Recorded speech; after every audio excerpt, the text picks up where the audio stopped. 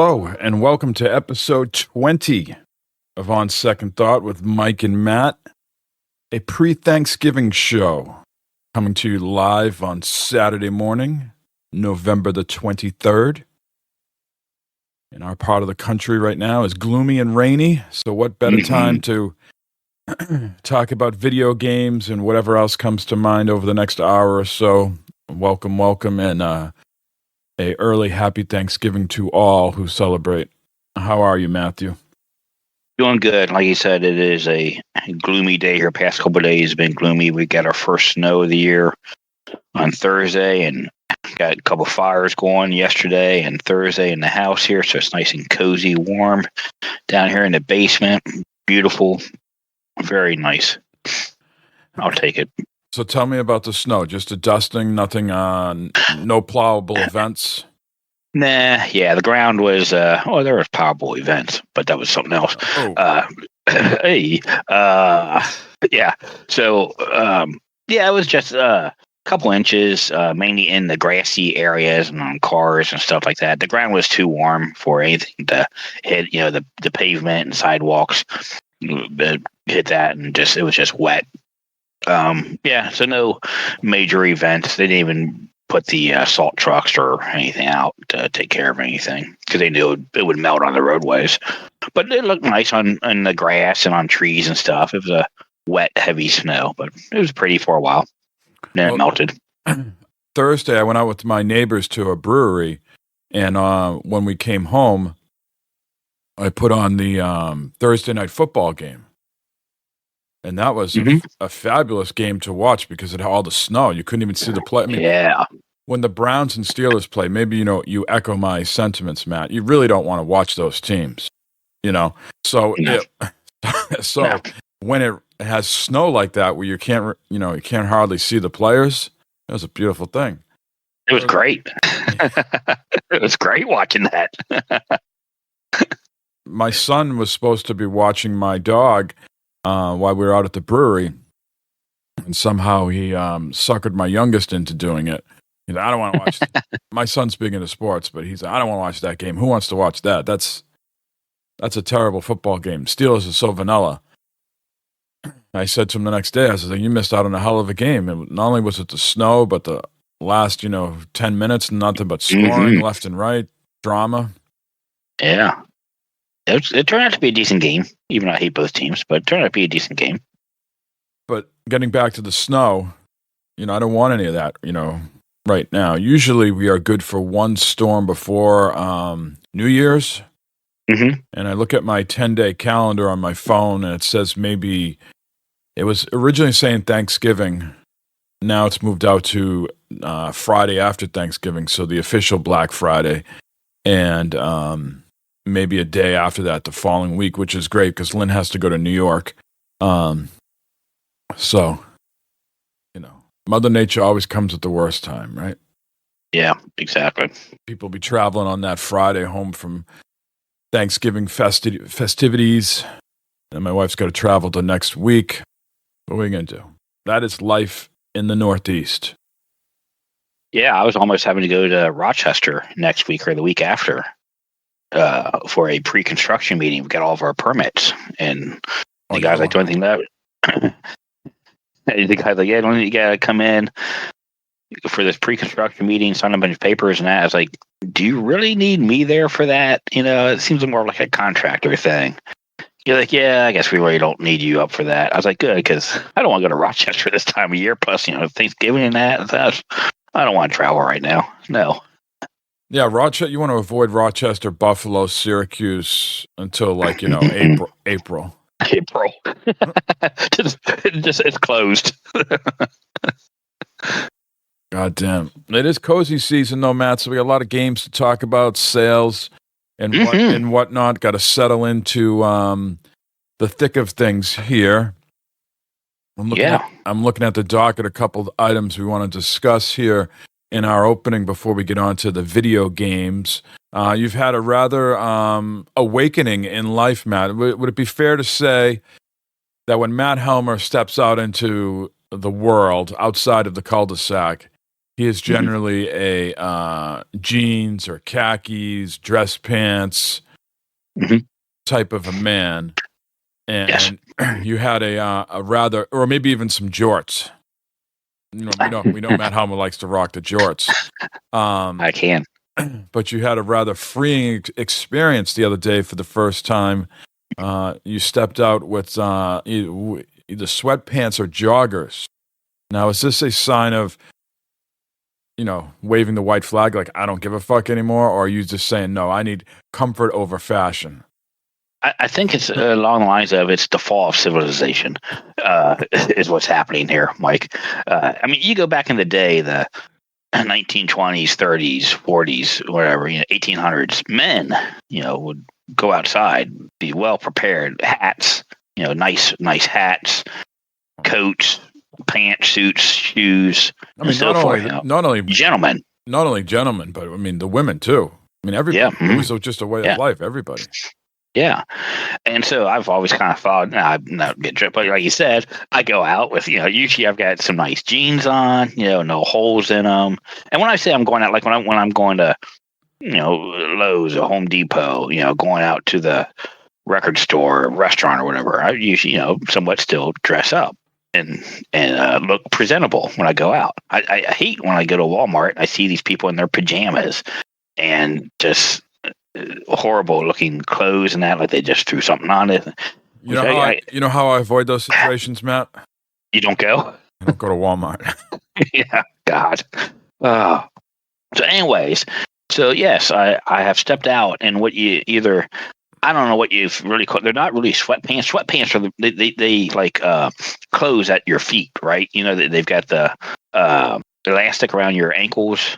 Right. I can't wear those. I can't wear the elastic around the ankles. It like grabs at the hair and it like cuts off the circulation. Yeah. So Barb bought me, I call them soft pants, but I've got like a couple pairs of tracksuit pants, but then I got some of these other pants that are like sweat, almost like sweat. I got them on right now. Almost like sweatpants. Right. Put your leg up and let me see what the cuff looks like at the bottom. Yeah, see, those are sweatpants. Those to me are sweatpants. I don't know if I can get I don't have the bright lighting on here, but the sweatpants I have on right now have the same, cuff that's at the end of my... when I say, like this, Mike, like around a sweatshirt, yeah. Mm-hmm.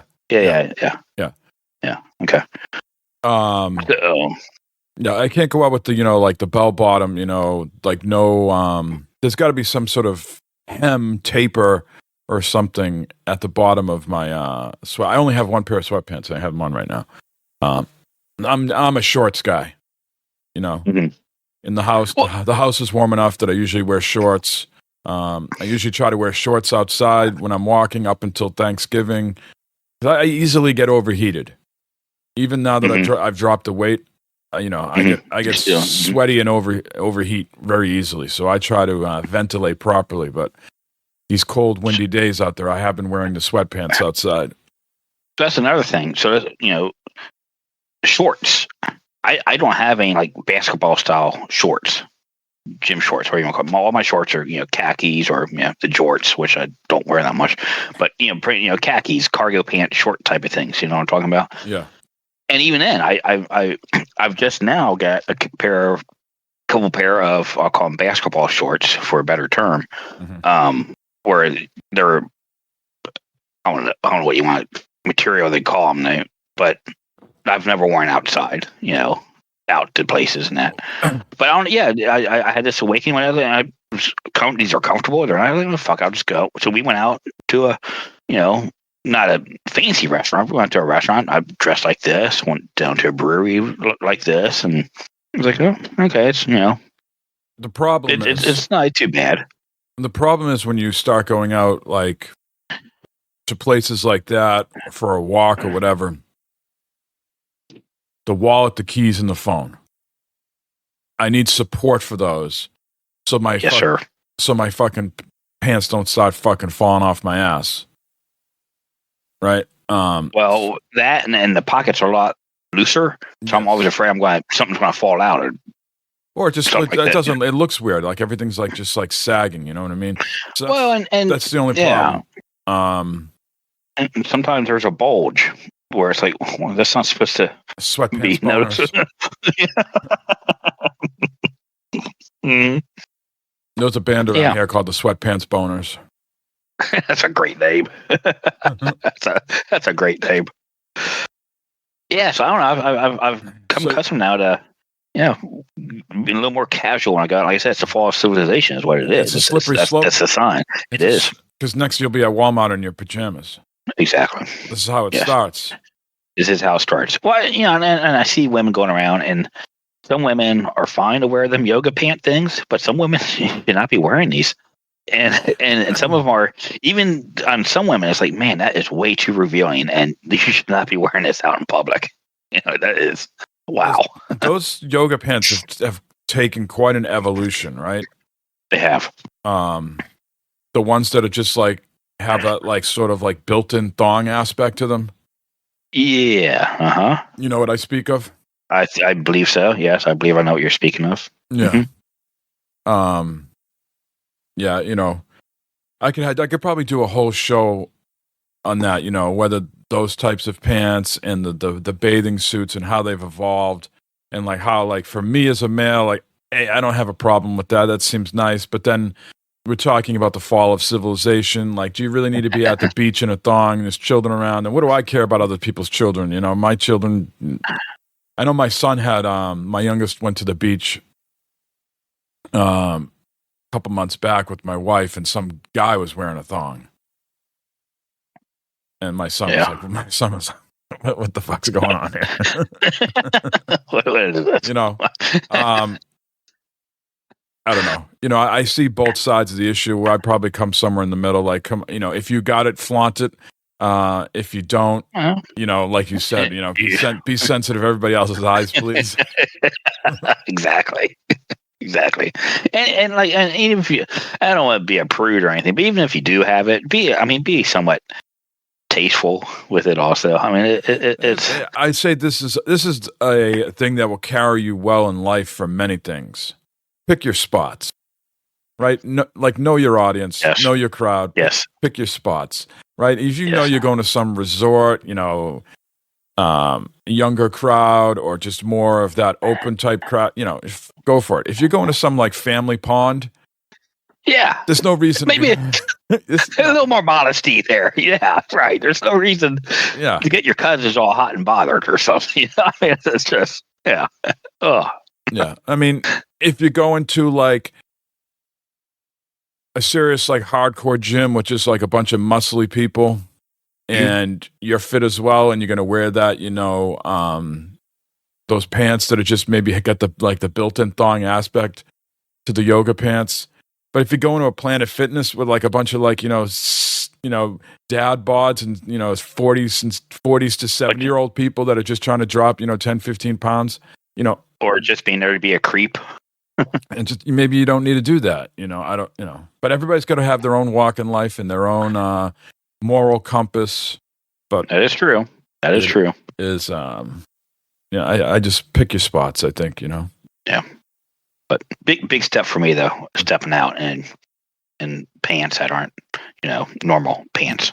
Yeah, I think a lot of times because I only have one pair of sweatpants, but getting back to, a lot of times I pause on going out, like, not because I'm not embarrassed the way it looks, is it's not functional enough for me to, like, where am I putting my phone? Where am I putting the keys? Where am I putting the wallet? Right.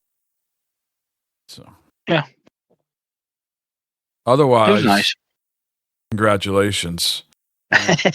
And everybody, I think, will sigh a big sigh of relief to hear about the farm now has a new and improved outhouse. It's not ready. It's not quite ready for prime time yet, but the structure is back in the old spot. Yep. Yeah, it's back. We have built a new one. Put some finishing touches on it. It's been rotated, Mike. It's been rotated about 45 degrees, so the door faces a new way, which is exciting. But it's nice. It's nice. It's going to be a nice little outhouse. A little bit bigger than the one before. It's got a sunroof on it, window in the back. Using the same door from the old one. I was able to salvage the door off the old one, so we got that on there. It's a nice little gonna be a nice little deal. Gonna be good. Get electricity run into it. Really? It's gonna be nice. Yeah, and for those times in the wintertime, you can put a little heater in there and heat it up when you gotta go. Little extra comfort, and also for a light. So a week removed, you were in a calmer state. You shortly after, less than 24 hours, you were not in the greatest of Matt Homer moods. You felt. Let me summarize this: that maybe you were envisioning a tough work week and escape to the wilderness to clear the mind and have some sort of relaxation. Instead, you went there and maybe worked twice as hard and twice as long as you anticipated, which resulted in a cranky Matt late on the Sunday night. Yes, you are correct. Yes. So I went out. So last Saturday, I went out, and my dad and my brother were already out there. I went out Saturday. My dad went out Friday afternoon, stayed overnight. And I get out there, and they're already, putting together parts of the outhouse. So I went to go help do the outhouse, and Barb came out, and she got a big bonfire going. So back and forth with those two things, and helping my dad and my brother. Hopefully no rabbits lost in this cause. Gotta hope not. If they did, man, they went up pretty quick this time. It was a big pile. Back and forth that, and then starting to get the sun's starting to go down, starting getting dark. It's okay, cool. And wrapping things up and be done for the day. Oh, nah. And now my dad said, "Hey, let's take that tree down over there. Great big, fucking tall pine tree." I was like, "Really? Why did you want to take it down? Was it like showing signs of like rot?" Well, it was dead. It was dead. But if it would have fell on its own, it wouldn't have hurt anything. It would have just went down and into the field. Okay, then we could have taken care of it any other time. So was he thinking that it could, might have like a root ball, and then it would somewhat then it would hit the outhouse? No, it was, like I said, it was well clear of everything around that could have hit anything. But I think you've realized, since I was there, my brother was there, Barb was there, opportunity to, yeah. So next thing you know, here comes the tractor out to tie a rope to it, as my brother was cutting it to pull back. And then, anyways, so on pine tree, when it comes down, there's a lot of branches and shit, and dragging them down to the brush fire was a hell of a deal. To back and forth with that, and cutting up the logs, moving the logs. It was dark. We have headlights on the tractor and the ATV, trying to see shit and that, and just clean stuff up. I was not happy at all. I was like, this is not how I wanted to spend my Saturday up here. I knew I would help do some stuff with the outhouse and so forth, which was fine. The tree was just way out. It was like, no, what are we doing here? And I was I was not a happy Matt. So I don't know. When you're around your immediate family, I know that unhappy Matt is not shy in showing his emotion. When you're around your brother and your dad and this unhappy Matt, do you just suck it up and don't say anything, or would they visibly know that you're unhappy? Yeah, they can probably tell. I was pretty quiet all of a sudden, just yanking stuff and back and forth, getting it back. But no, you bury that deep down inside, Mike. and you're There was no at one point when you were like picking over like a huge limb that you couldn't lift and it was heavy and your back was hurting. You didn't say, "What are we fucking doing here?" There was none of that. Oh, what?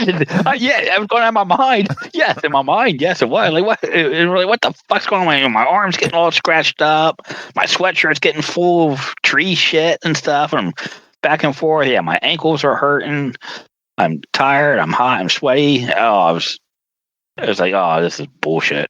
And really, what's going on is Matt has been angling all day for a little romance.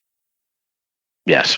Right. Mm-hmm. And then he realizes the longer this gets extended, everybody gets a little bit more tired, a little bit more cranky. Everybody needs a little bit more space at the end of the night. And there's no time to angle in for the. Yeah. Everyone was tuckered out, Yes. Yeah. And seems wrong. But yeah, when I say everyone, I'm talking about me and Barb. My dad and my brother, they left. They left. They went home. And so we, Barb and I kind of cleaned up and got the air mattress filled up and put a movie in the TV and opened a bottle of wine, had a fire going inside the house, and it was, just sitting there sore and resting. And the air mattress Last at this time, you didn't wake up on the floor, cold floor? Much better air mattress this time. Yeah. And where does your dad sleep in? There's a room with some beds that he sleeps, but the beds are very old, and they're they actually the beds got to go when things change. Yeah. He doesn't mind it though. No, he don't mind. No, he don't give a shit about that stuff. But Barb does. Barb's like, I'm not sleeping in that. No way. Mites. Nope, we're not sleeping in that. Yeah, so hence the air mattress gets filled up, and but it was nice. It was good, but yeah, and it was just a miserable day Saturday. Well, happy you're back and rebounded. Recovered. Yep. Doing good. So yesterday kicked off some Black Friday sales. You know how everything gets sped up in the world now, Matt. You just can't wait until Black Friday. You got to have Black Friday sales like a week before Black Friday. Someone explained this to me. But anyways, a lot of deals kicked off yesterday. Controllers are cheap in case you're looking for a backup. The PlayStation controllers, Xbox controllers are cheap. A lot of deep cuts on games. Where are you at? Or, not even gaming stuff. There's other stuff that's probably on sale already too. Is there anything that's caught your eye that you're looking at for a sale here? Yeah, I've been looking at games, seeing what games go on sale. Anything good? Yeah. I've always done that Black Friday. Look at see if you want to get a game for like $20 or something like that. Wouldn't mind looking, seeing if I can get like some nice new headphones or earbuds or something. I don't really need a TV or anything this year. Yeah. But yeah, I mean nothing's really Sony's got out there. Sony's noise canceling headphones. I think it's like $100 off. So I think they're usually like I'm not sure if they're usually $299 and they're $199 now, if they're $399 and $299 now, but they're really nice high end noise canceling headphones are on. So even the headphones we have right now, the ones that you're wearing, are $100 off right now. These are nice. I like these. This is a very nice headset. Yeah. But yeah, the one I think I know which ones you're talking about. The other Sonys that are on sale, those are pretty sweet. If it's the same ones I'm thinking of. Yeah, you said normally they're $299. I don't know. I can't remember if they're $299 or $399, but they're $100 off.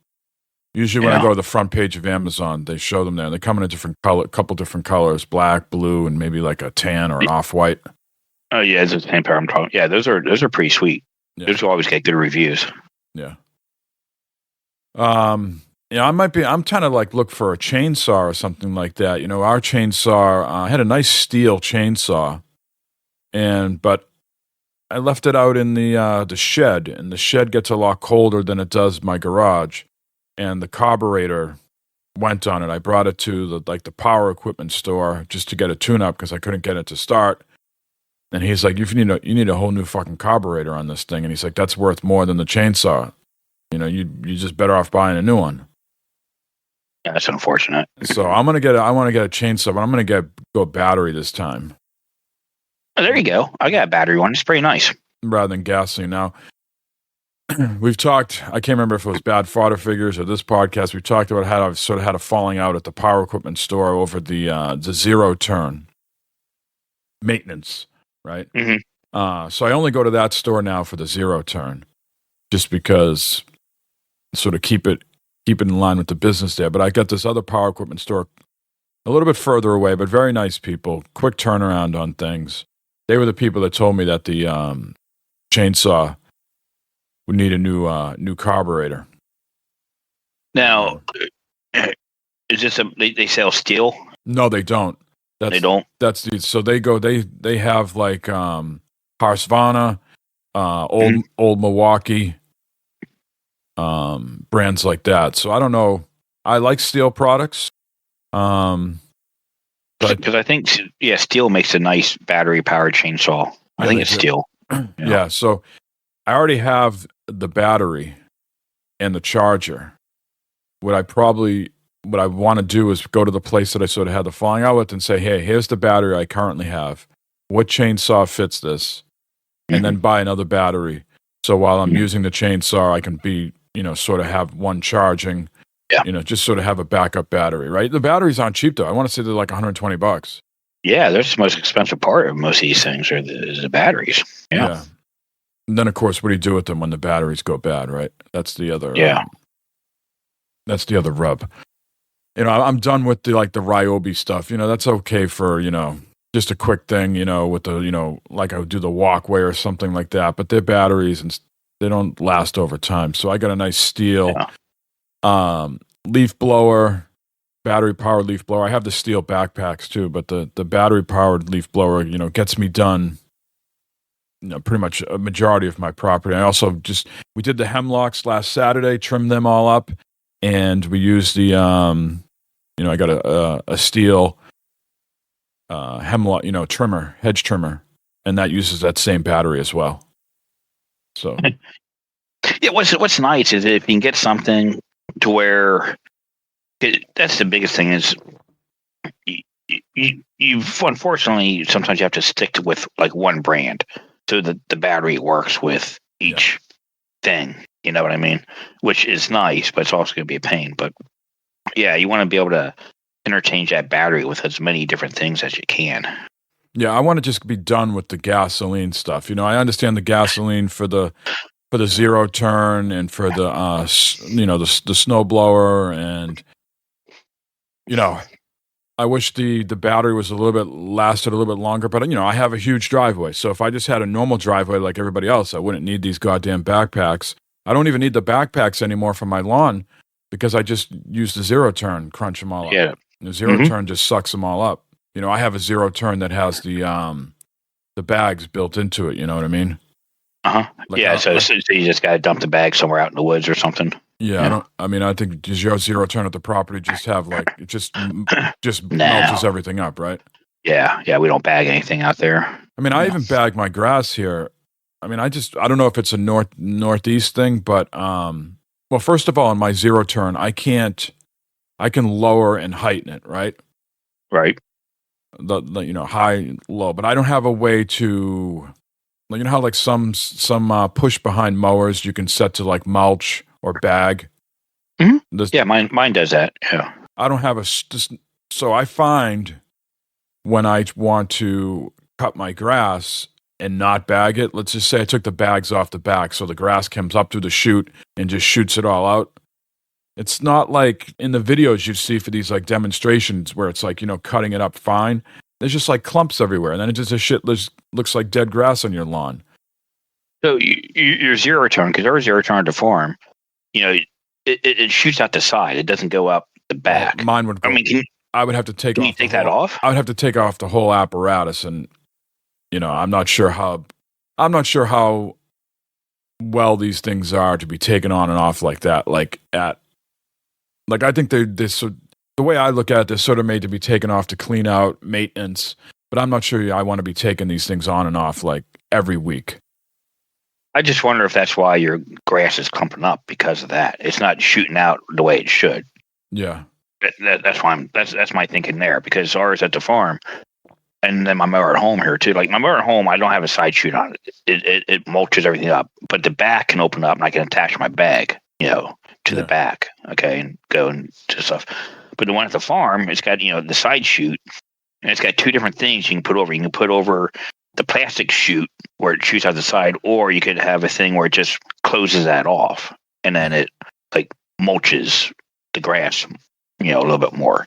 Yeah. So I don't have the mulch. I just wonder. So I don't even think I think if I even took the bag off, I don't think I would be in a good spot because I don't have any sort of side like thing there to do anything.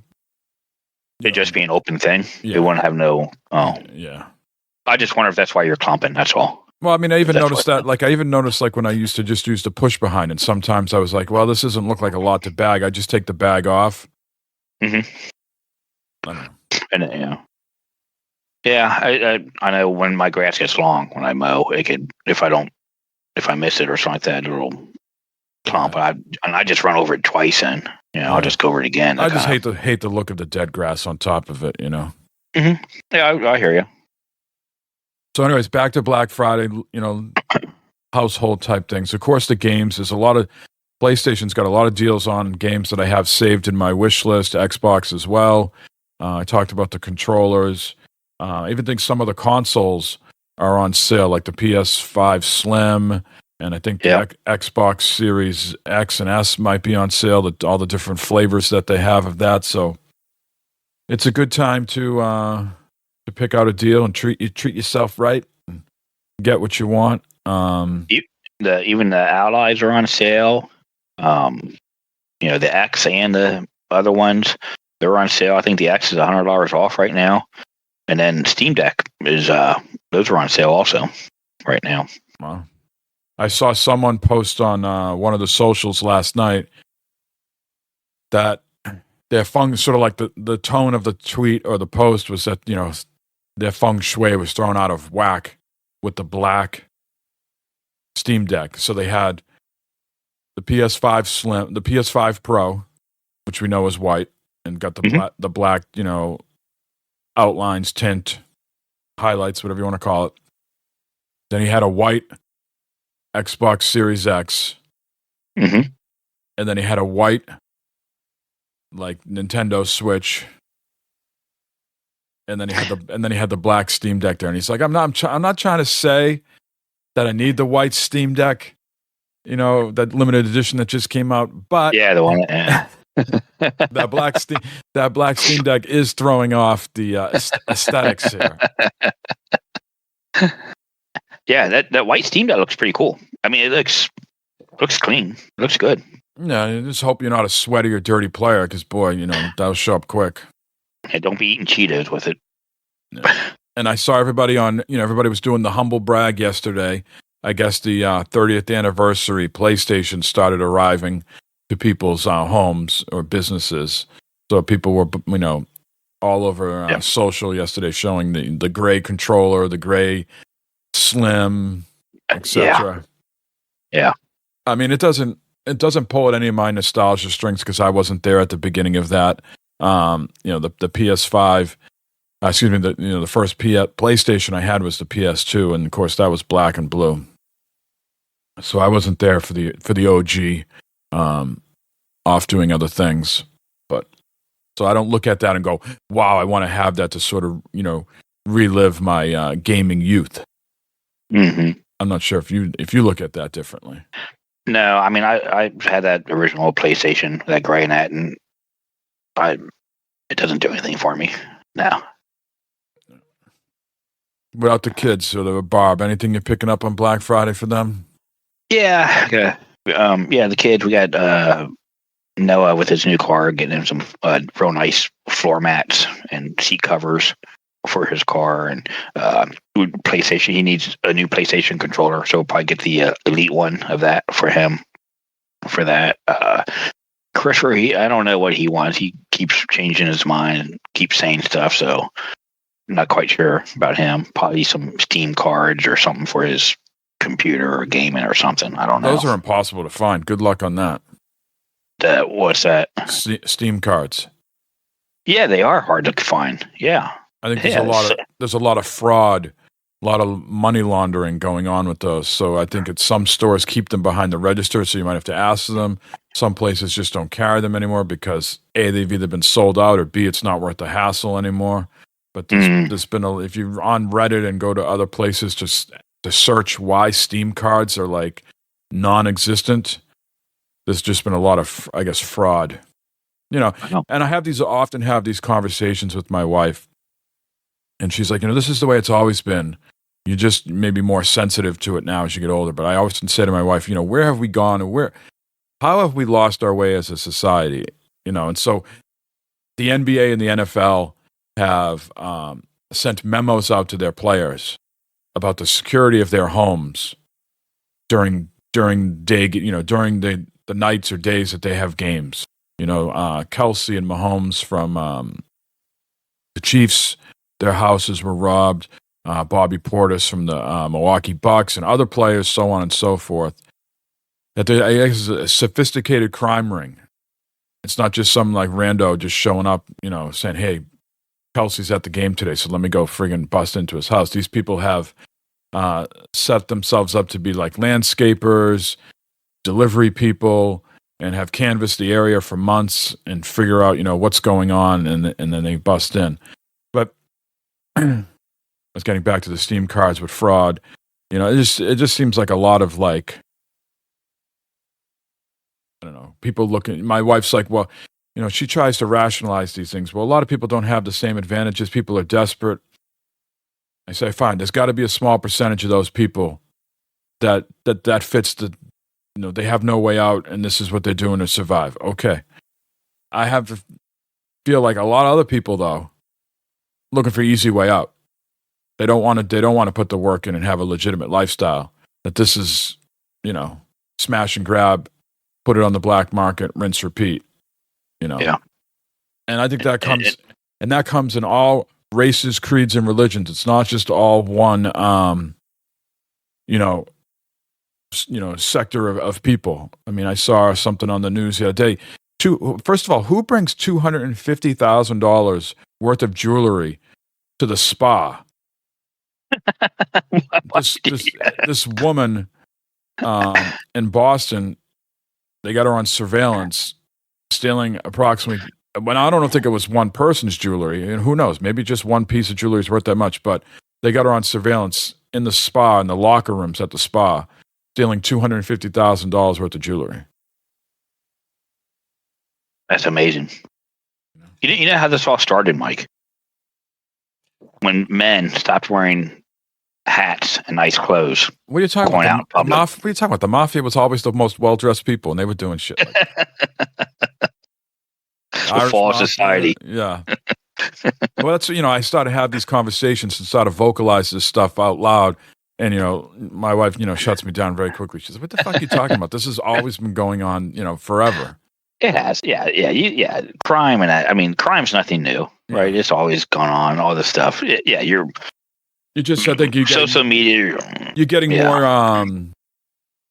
up to date updates on this stuff, but also then you're getting the surveillance, right? People caught in the act, stuff like that. Right. And it makes news. It makes news when you get, when you actually see it and that they actually show something on the news. Yeah. So, yeah. Well, that's a hell of a segue, talking about Steam cards and fraud, but that's the reason, on Reddit, a lot of fraud is going on, money laundering, so on and so forth. The layering of the money, as they say, man. Yes. Mm-hmm.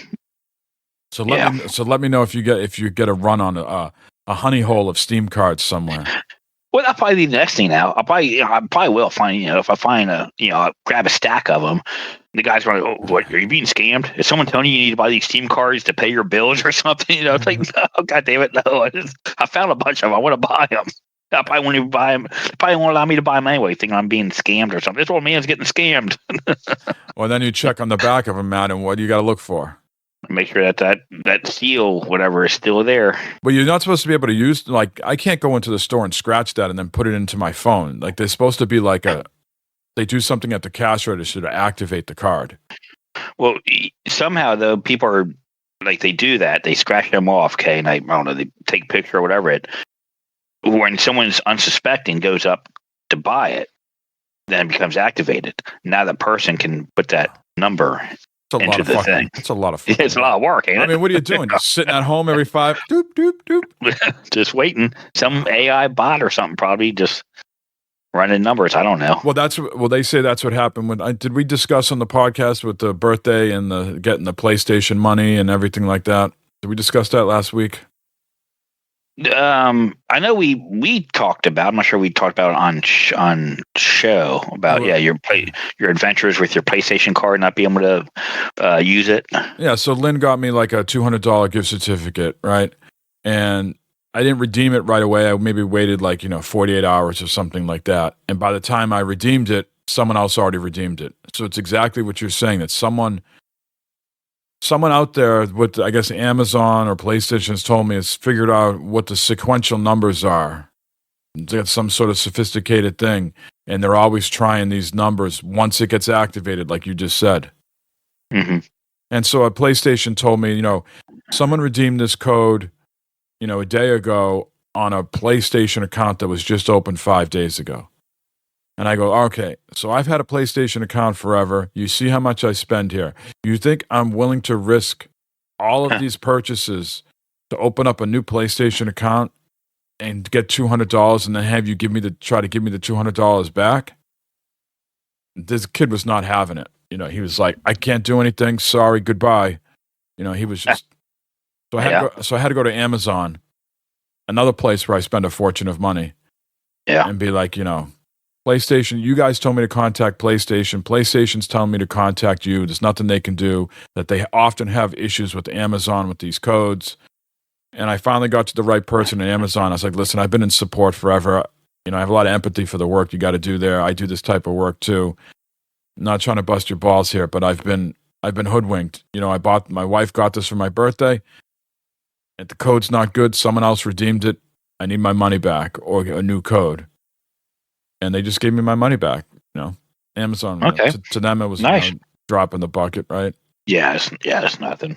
Yeah. They're like, these people are going to spend more than $200 in a week, fucking. Yeah. So. Oh, good. Well, at least it got somewhat resolved. Unfortunately, it was a pain in the ass. Yeah, it was a pain in the ass because then you got all of a sudden, I got to spend $200. You got the $200. You got something you want to buy.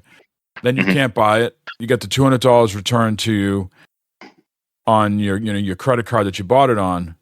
Right. But now I got to go spend it. What are these charges for? It's like, yeah.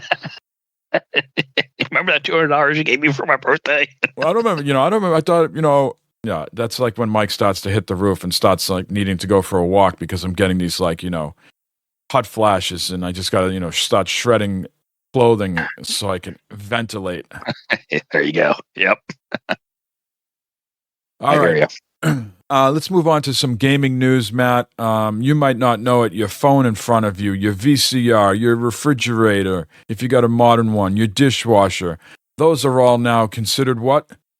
An Xbox. I've been told this. I've been told everything I have. I'm surrounded by Xboxes, apparently. Except your what? Except my toaster. My toaster doesn't do Xbox. Your kitty litter box.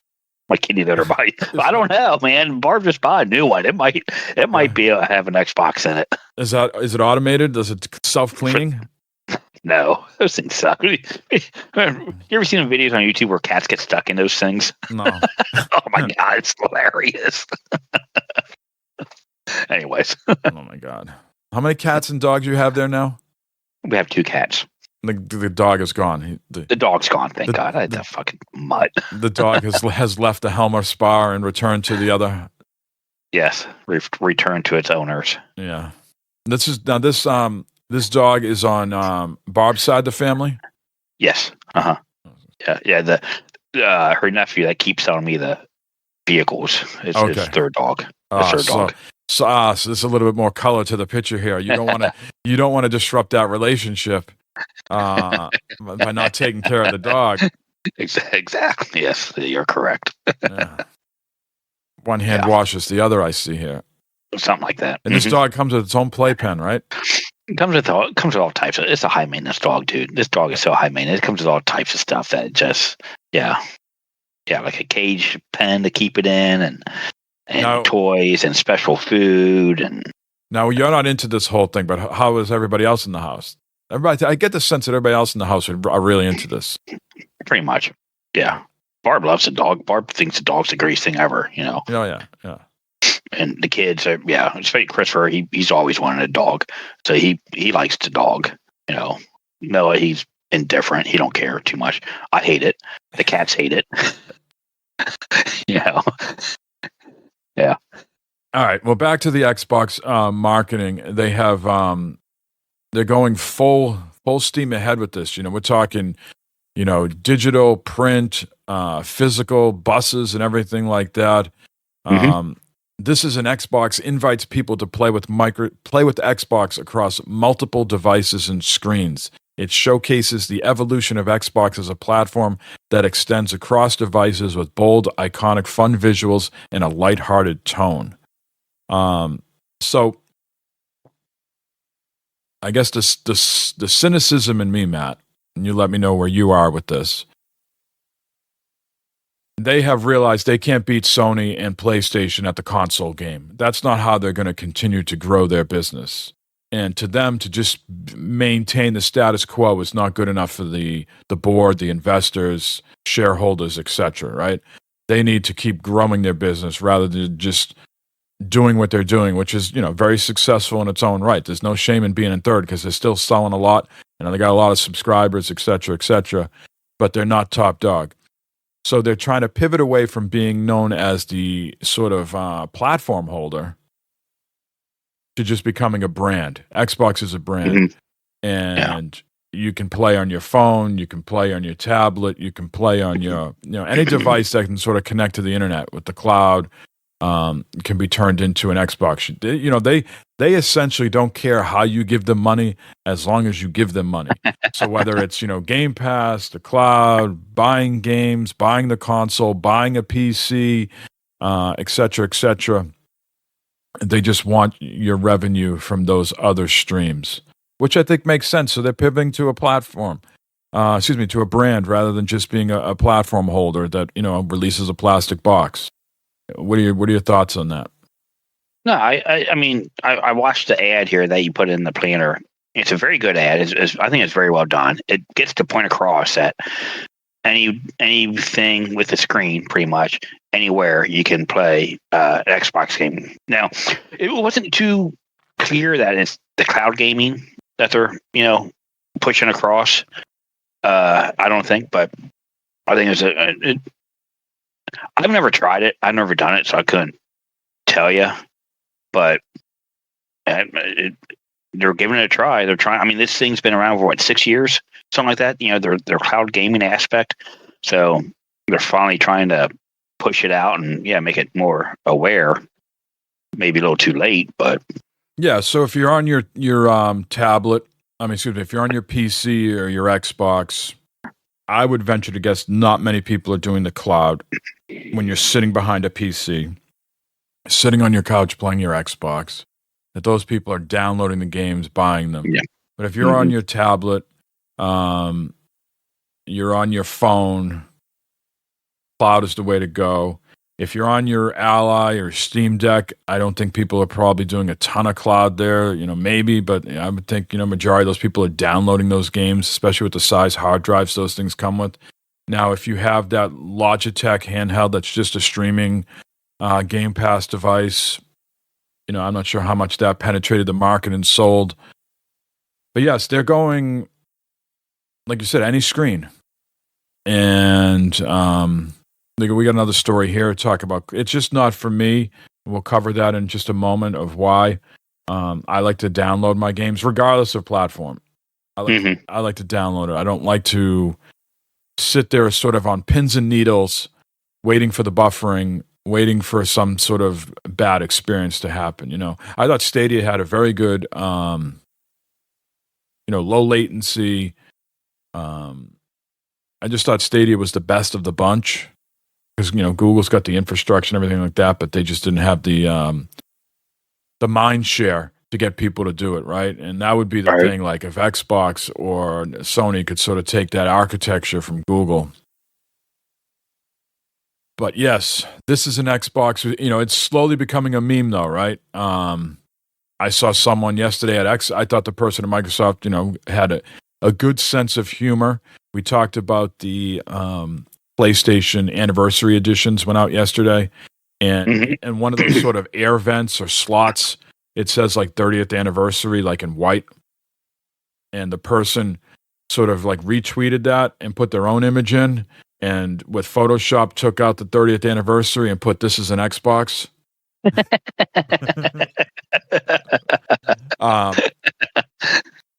So let's talk a little bit more of that. Phil had an interview with Bloomberg and many other outlets. I think he was in New York. Microsoft's having some trade shows, but I think one of them was in Chicago, like an overall Microsoft event.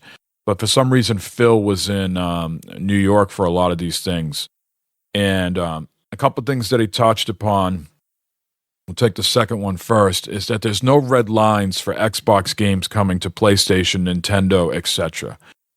So getting back to this as an Xbox, on the PlayStation, obviously they didn't put that into the ad. I'm sure Sony would have been like, what the hell are you doing? But they are a publisher now, and one of the biggest, if not biggest, publisher of games. You know, they publish Diablo, they publish Call of Duty. Those games sell extremely well on PlayStation. But Phil said in this interview right now that there's no red lines, which means there's no line in the sand that says this game can't go to PlayStation, can't go to Nintendo. Anything and everything is possible. Although he did say it's too early in development to discuss Halo, but you know, that'd be a hell of a thing to see Halo Master Chief on PlayStation. But as of right now, he's saying in order to grow the business, they need to look at anything and all possible. And I hate when they talk about that because it's, as a gamer, the person who enjoys the end product, I don't need to hear and want to hear or care to hear about how you're fucking growing the business. Like, that's not my concern. My concern is this a quality game that I can play, that I can play on any platform. He keeps talking about growing the business and how millennials, you know, aren't attached to one screen and they're not console players. They like to play on their phones or their computers, you know. You know, I know that people are asking the questions and those are the answers they got to give, but when I hear that shit, I roll my eyes because it's not the shit I want to hear. Tell me how good the next Halo is going to be. Tell me what you're doing to make the game better, what you've learned, what the mistakes were, and how you're making the game better. I don't want to hear about growing the business anymore, you know? So getting back to that, though, the PlayStation, you can play all these games now that Xbox puts out. So, yeah, the PlayStation is an Xbox, and we'll see how it sits with fans as it gets more flushed out. Right now, it's only like 4 or 5 games that are in both places. I think Diablo was sort of known to go there well before, as well as Call of Duty. So they've only really moved 4 games over. Indiana Jones will be the next. That'll be a few months afterwards. So, and that's the other part that's getting me here. Okay, there's no red lines, but they're sort of still straddling that. They're not going all in, Matt. They're not saying, fuck it. Day and date, our shit's available everywhere. You as the consumer choose where to go.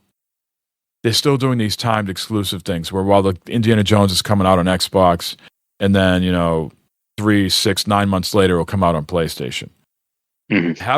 Haven't people learned by now that the mind share sometimes is gone? Like, we're seeing Star Wars Outlaws just came to Steam yesterday after being out for, I don't know, 4 to 5 months, and they say it's not selling well. Yeah, the game's got some problems. They're addressing those. But sometimes when these games have been on other platforms like the Epic Game Store or PlayStation or Xbox, and then they come to the preferred platform, they don't sell that great because people either have already, if they really wanted it, they purchased it on those other platforms, or 5, 6, 7 months later, there's a new hotness and they've lost. They've lost some of that mind share. Yeah. So just fucking do day and date. Fucking boom. And that's what Ubisoft's doing now going forward. Day and date on Steam. You know, they tried their whole Ubisoft thing. They tried Epic and just Ubisoft, and they know it's not working for them. So going forward, you know, that Assassin's Creed game comes out in February, I believe. Boom. Steam, day one. Yeah, I mean, that'd be the way to do it, right? Yeah, have it out there. Have it out there. All right, it's ready to play everywhere you go.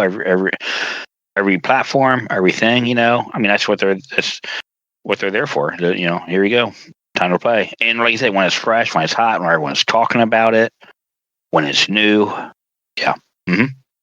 Now, I know that adds development time on, right? Because, you know, there's no quicker development than making a game for one system.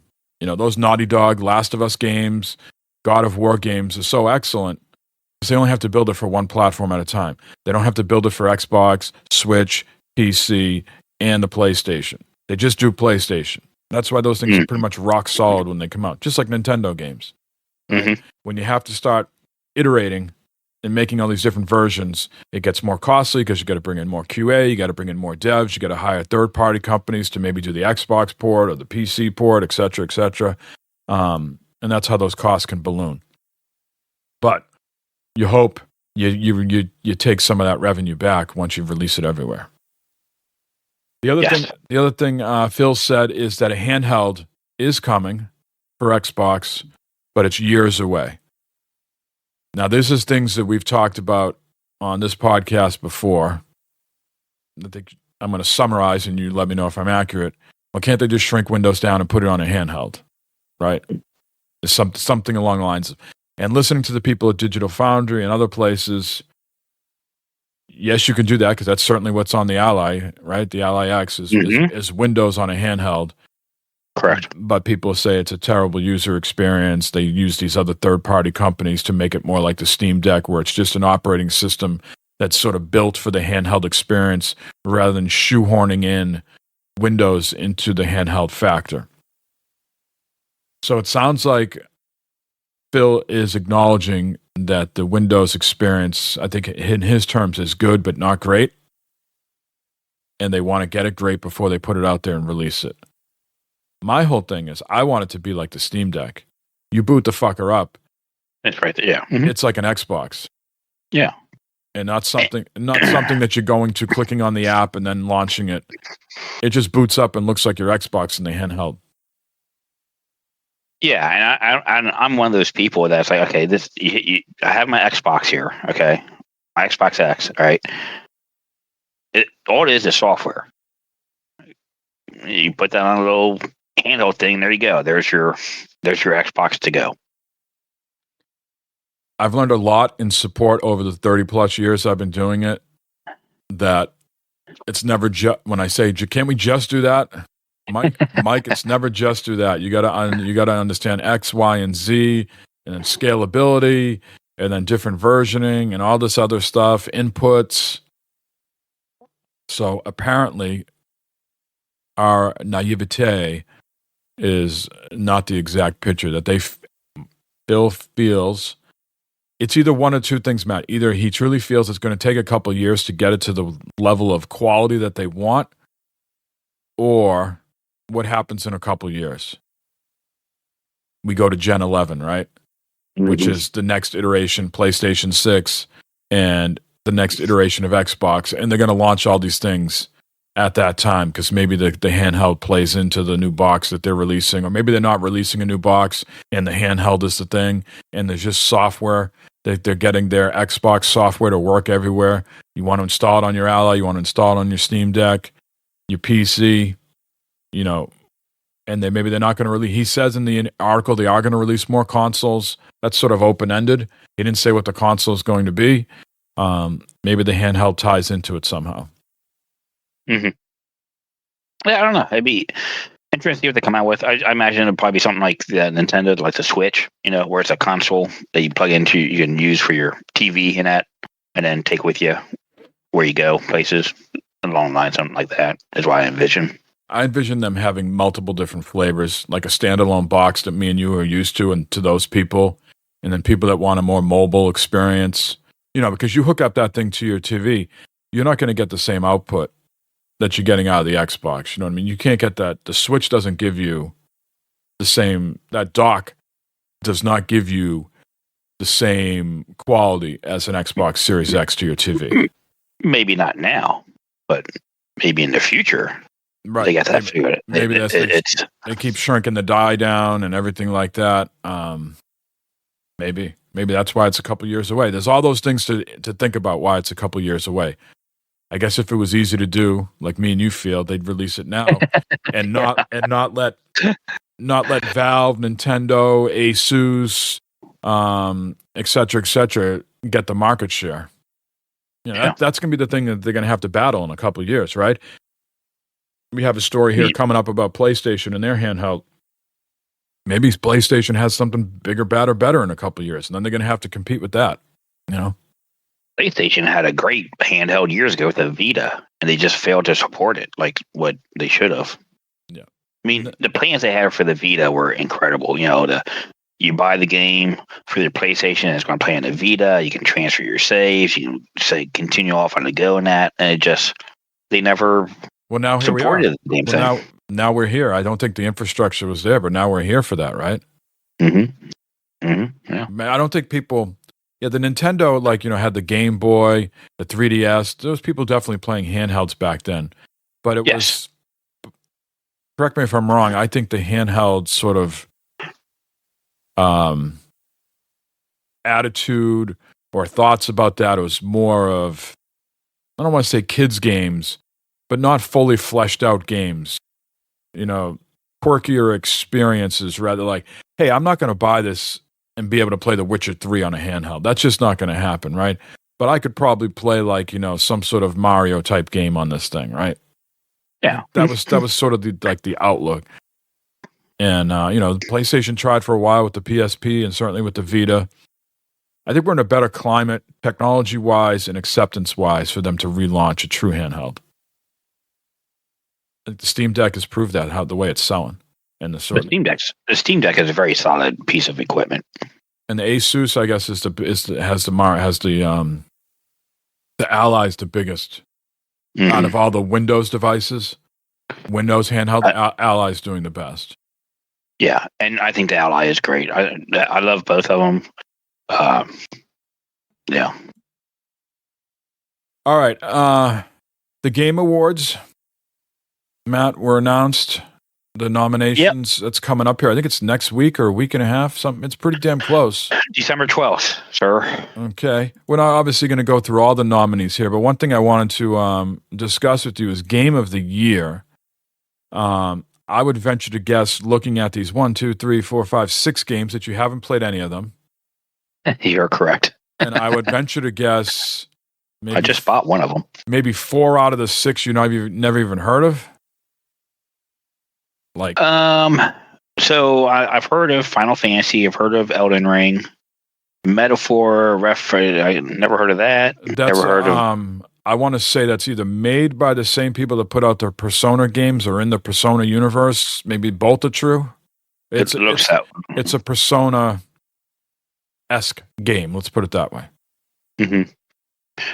Balatro, never heard of. But apparently before the show, Mike and I had a little chatter back and forth. Apparently this game has been out forever. At least a year. I bought that. And then the Astrobot. I have no idea what Astrobot is in for a lot of awards. Yeah, it's an unbelievable game. Yeah. It's it's Sony's answer to Mario, right? And it's got a little bit of that, Little Big Planet, just really artistic game. We talked about it on the last episode. Yeah. The first version of Astrobot was packed in with your PlayStation 5.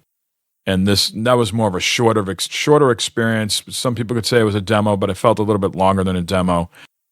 This one is a full game. Tons of levels, tons of things to do, a lot of replayability, a lot of collectibles, coins, etc. So yeah, it's their answer to Mario.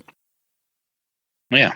And then Black Myth Wukong is a game that was made in China that has sold unbelievably well, especially in China. But, it's the first game this year that's already won a Game of the Year awards. I'm not sure. Here we are in November and people are already doing Game of the Year awards. But Golden Joysticks did their Game of the Year awards the other day. And this was the Game of the Year, Black Myth Wukong. So it sold unbelievably well. I don't believe it's on Xbox right now. So looking at this list of games here, I want to say 1, 2, 3, maybe 3 to 4 games are only available on PlayStation. So, not a good look for Xbox there, right? What are you thinking here? Game of the Year out of these here? You got any idea of what you think's going to? Well, we need, before I answer that, we got to talk about something here, Matt. This Elden Ring Shadow of the Erdtree is not a game. It's DLC. And so people are very up in arms about why is DLC considered for Game of the Year. Yeah. It's not just DLC like a 2 to 3 hour experience. I think it's a pretty meaty experience. And it's sold unbelievably well. And Elden Ring's one of the most popular games of all time. Could you compare it, Mike? This you said it's a DLC. Could you compare it like Destiny when it's not necessarily DLC, but when Destiny comes out with, well, yeah, I guess it is DLC, but a game edition or something like that, where it's a whole new thing. You compare it to like that, or is it? Without having played all through of it, what I know of it, I want to say it's maybe like a 10 to 15 hour experience. Hopefully, I'm accurate with that. And I would say it's more like the, I guess you could say those expansions that expansion pack. That's what I'm talking. Yeah, expansion pack. Yeah, that Destiny does. Or what was the name of the the expansion that Cyberpunk had. I want to say Phantom Liberty. Phantom City, Phantom Liberty. Yeah, something like that. I think Phantom Liberty is like GTA, isn't it? I think you're combining both of them. Yeah, it's it's along those lines. I want to say it's bigger and better than what the DLC was for The Witcher 3. Mm-hmm. So a lot of people have been having debates and conversations whether DLC should be considered Game of the Year. I don't have a problem with it per se, as long as it's a media experience and it's not a cash grab and it's not like something that was built into the game but that just got lopped off at the end because there wasn't enough time to finish it, so we'll just pick it up post-game release. I think this was developed and crafted and cared for in such a way that it was supposed to be just as meaningful as the base game and not like I said, like an add-on that just couldn't make the final cut and now we're giving it to you and charging you for it. As some people maybe think the shattered spaces for Starfield is. That should have been built into the main game. So yeah, it's a DLC. A lot of talk about it. What do I think is going to win it? Looking at these, I think it's either going to come down. Balattro's the wild card here because so many people play it, and it's so.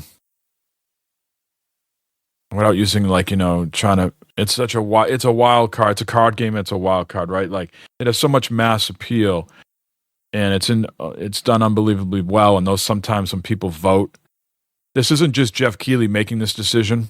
You know what I mean? This is a board of like 100 people. So it's tough to say. I wouldn't be shocked if it's Balatro, but if you said, Mike, what is it right now? Gun to your head, I'm going to say it's Elden Ring Shadow of the Erdtree. I don't think Black Myth Wukong. I could be wrong in the voting, but I'm not sure how global the voting panel is. So I'm not sure Black Myth Wukong has got the mind share in the North America voting like it does in other parts of the world.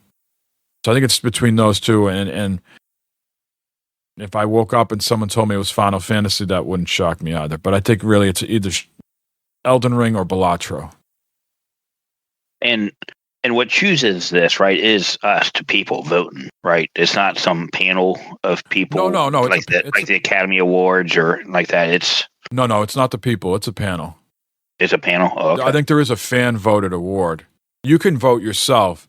So I think what happens is that there's a panel that gets to vote, and then they also put it up for fan votes so you can compare and contrast. So like, this is the game of the year that was voted by the Academy, but this is what the fans picked. I got you. So you can sort of compare and contrast. But these are not. I don't believe these are fans, because then they just flood. People could just create accounts and. Well, that's what I'm saying. That's why I was getting at. Yeah. No, there's a panel that picks the nominations, and then I think that panel then, after the nominations have been whittled down, make their pick. There should be like an FAQ or something on his site.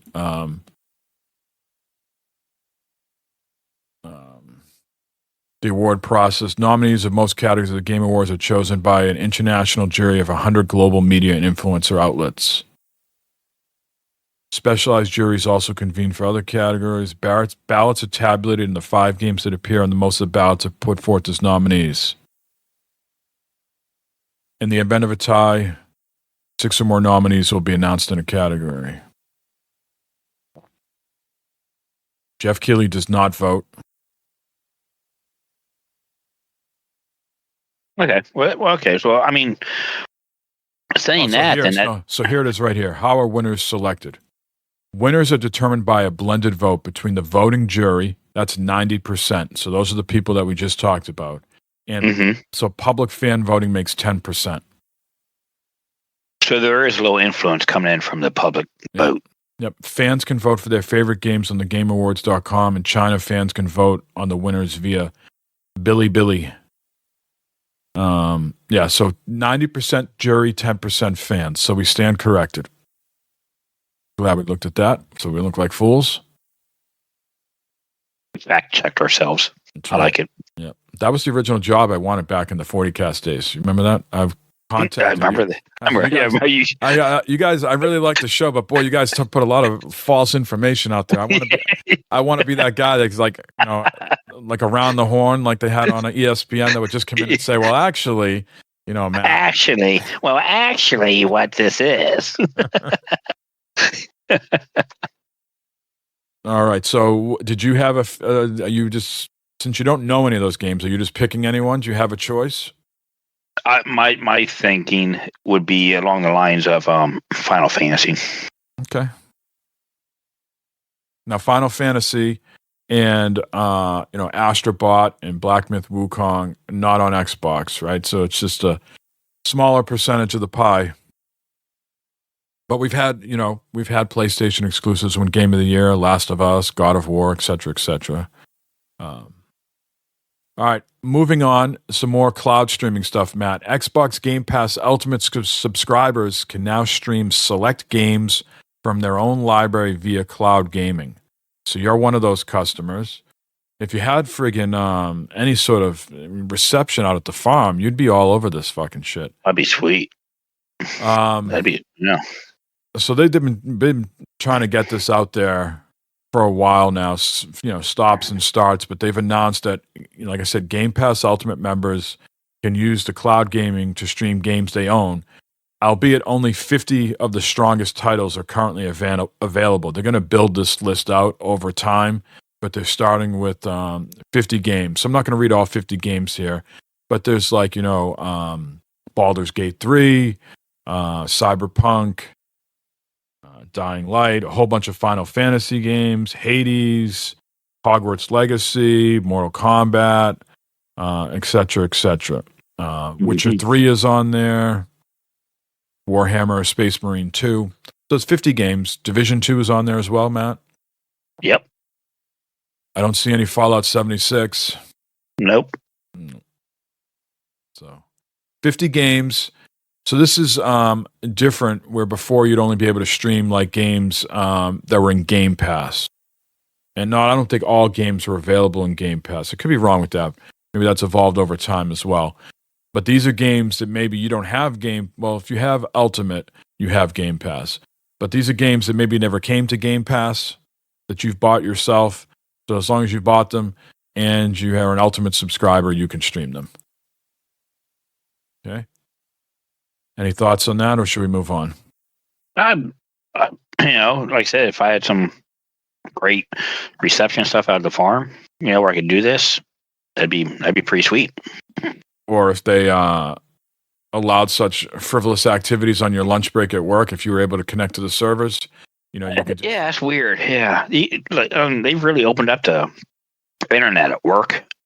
But they still, like, some things you still can't, like, remember, Mike, back in the day, I can't even go to IGN or even go to Xbox's homepage and that. But now I can. Now I can go there. I can look at stuff. I can all the gaming stuff. But I still, like, if I take my my Ally in and try and play Fallout 76 at lunchtime, it fails. I can't connect to anything. What about X-Hamster in the bathroom stalls? That's free to do. That's good to go. Yeah. That's strange. Okay. Yeah. Last story here. A new PlayStation Portal update released just the other day. It has 2 features: cloud streaming beta for select PS5 games. Stop me if you've heard that before, just maybe a few minutes ago. And as well as the refined volume adjustment settings. We won't get into the volume stuff there. You can read up on that on your own. But the interesting thing here with the beta, again, you got to be at a certain tier. You got to be at the, I believe, premium, PlayStation Plus premium subscriber. And you don't even need a PlayStation for this, Matt. Right? So PlayStation premium members will be able to participate in the cloud beta, and they're going to have a select amount of games. So you can stream select PS5 games in the PlayStation Plus game catalog. Over 125 PS5 games are available, including Dave the Diver, Ghost of Tsushima, Spider-Man, Miles Morales, And you'll be able to stream up to 1080p, 60 frames per second. DualSense wireless features are included. PlayStation Plus cloud storage is included as well, up to 100 gigabytes. Be automatically synced with your PS5 console. So this is only available through the PlayStation Plus premium plan. So this was an often requested feature. People were like, well, Portal's nice, it feels nice screen and everything, but all I'm really doing is streaming games off of my PS5. Well, now you know, it just goes to show software can be updated. So now you don't need the PS5. You can stream via the cloud. The PlayStation Portal has sold unbelievably well for them. I think it's blown away their expectations, and certainly now with the 30th anniversary one out there, that's a hot commodity in and itself, and it's priced under $200, right at $199. And PlayStation, is doing unbelievably well as a brand as well, so it's selling well. It's just another added option for gamers. Does it do much for me? No, I like personally the remote play aspect of it, because if I want to be upstairs with the family during a basketball game, I can bust that out and I can play. I have a PlayStation right upstairs, right underneath the TV, so I'm like right near it, and I can be playing on the Portal, and they can be watching whatever they want to watch.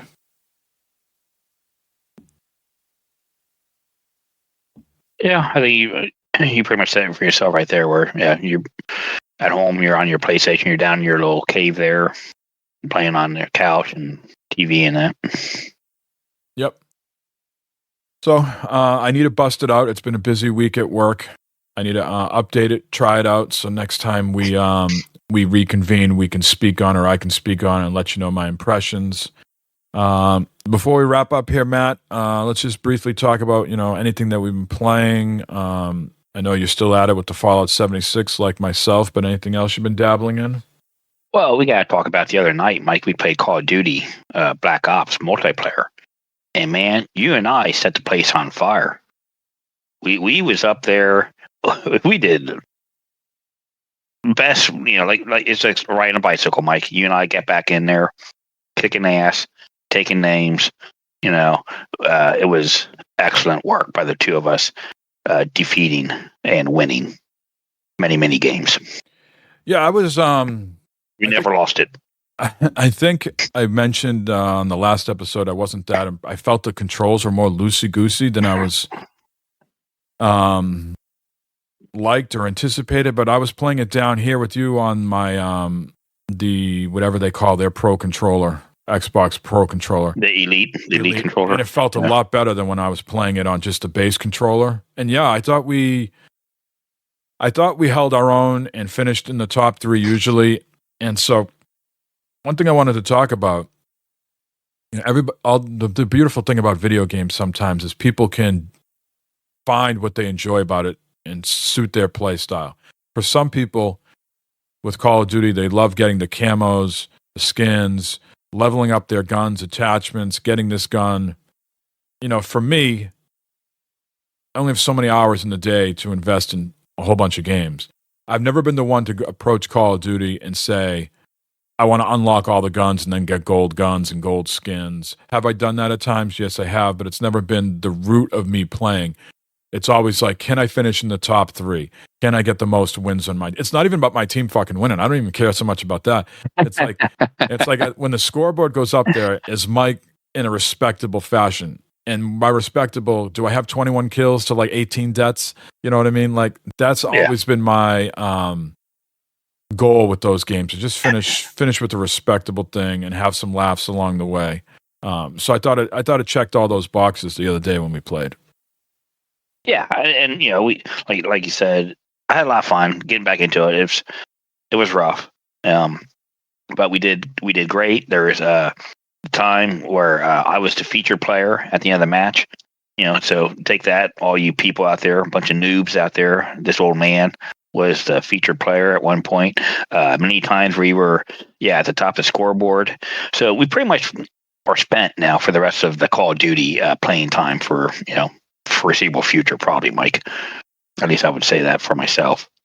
But the game has changed. Man, from the last time I played the game to now, the game has changed so much as far as how the menus look. It's very much more complicated than what it was back in the past. You go in, used to be real simple. All right, you did this, you got this high, you unlock this gun. You did it. Now it's you got to level up weapons and get gear for that. And level up. It's just a lot more involved than what it used to be. Yeah, you got the barracks with the character that you can level up, all the different versions of the character. Like you said, the guns themselves, you go to the gunsmith and you can put all the attachments on and you level up those attachments. Then you got your perks that you've always had. Yeah, there's a lot to it. That's what people wanted. Games evolve over time. Just the basic experience wasn't enough for people. They have to, dig deeper. I hear Warzone is really good this year. It's been a long time since we've played that. We used to play that cash grab version of Warzone, not so much Warzone itself, but we should, I feel personally I need to slowly start weaning myself off of 76. I've hit level 300. I'm over 700 hours now. I just read an article this morning on PC Gamer saying, the updates coming for Fallout 76 are the best and biggest updates since the release of the game. And like the pets at the camp, that doesn't move the needle much for me at all. Playing as a ghoul does not do much for me. And then, correct. And then Gleaming Depths, which is the raid. I want to try it out, see how it goes. But I've never completed a raid in any other game, so why is this all of a sudden going to be the game where I complete a raid? Right. I just as in the middle of this podcast, I just got binged for my monthly subscription. So I got a month to figure out, what I'm doing with the game. I feel like if I said to you, Matt, at the end of the month, I'm going to cancel my subscription. I think we could all look at each other and I go, well, we've had a hell of a ride. But by then we would have put in 800 hours probably, Yeah. Yeah. But yeah, I think we should do more Call of Duty nights. Yeah. The world is such that there's a lot of bullshit going on. Work, life, etc., etc. Sometimes you just need to come home and shoot some noobs and have some laughs and not worried about, have I done my dailies? Have I done this, etc., etc. Right. Do I have I got all my buffs up? Have I eaten my food? Tonight I just want to load the gun and just shoot things. Yeah, it was fun. What was that, Tuesday night we played that one? I can't remember but that was fun. We had a good time playing that. It was brought back old memories of just getting, like you said, just getting in, picking up the controller and playing. Once we figured out how to start, team up and all that stuff again. But it was all right. It was good.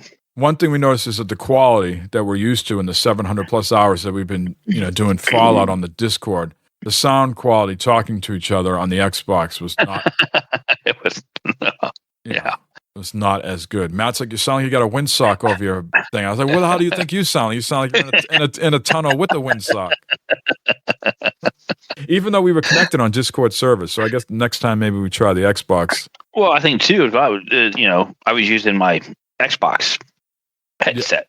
Yeah. But now there's this fancy little button down here in Discord that's transferred to console, which, maybe we'll try that and see what that does, where I can use, this. Yeah. Science experience, Matt. I'm sure the lights will flicker in the house.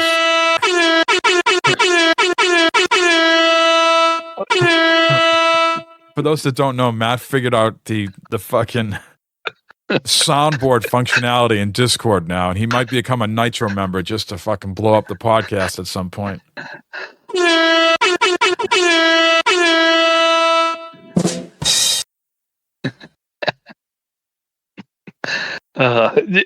If people could see the look on Mike's face right now, it'd be great.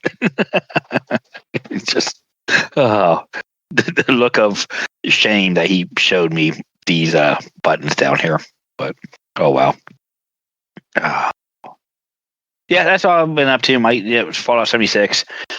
I'll probably play a little bit when Season 3 comes out and check it out. But I'm starting to get into other games and play other games. Yeah, I've downloaded Stalker on my Xbox from Game Pass, so I'll definitely give that a try. Play that. Yeah. I bought Madden Football that I still got to play. So yeah, it's time to change things up a little bit. Yeah. So I want to get to Stalker 2 the next time we reconvene here. It's not a game for me, but I feel like all that developer has gone through with the invasion of Russia and Ukraine, I want to give it a try. Just because I'm empathetic to the situation that they were put through, and I've watched other players, streamers play it. I know there's like a couple different difficulty settings that you can set it on, so maybe I'll put it on the lowest one and just story mode and just kind of go through that and experience it. Wait for a patch or two and then play it. But yeah, I've certainly watched Goth play it and Dan's Gaming and some other people play it, and it looks beautiful on the PC. We'll see how it is. I could put it on the PC too if I wanted, but I think a lot of people have been having issues with it on the PC, like Jeff Gersman and etc. So I might just try to go for the console experience with that one. Yep. All right, Matt, let's wrap it up. We've run long. I hope you and the family have a great Thanksgiving, as well as all our listeners. And yes, when we come back to you in your ears in a few weeks, we'll be in the thick of the Christmas season. So happy holidays to everyone, and we'll talk soon.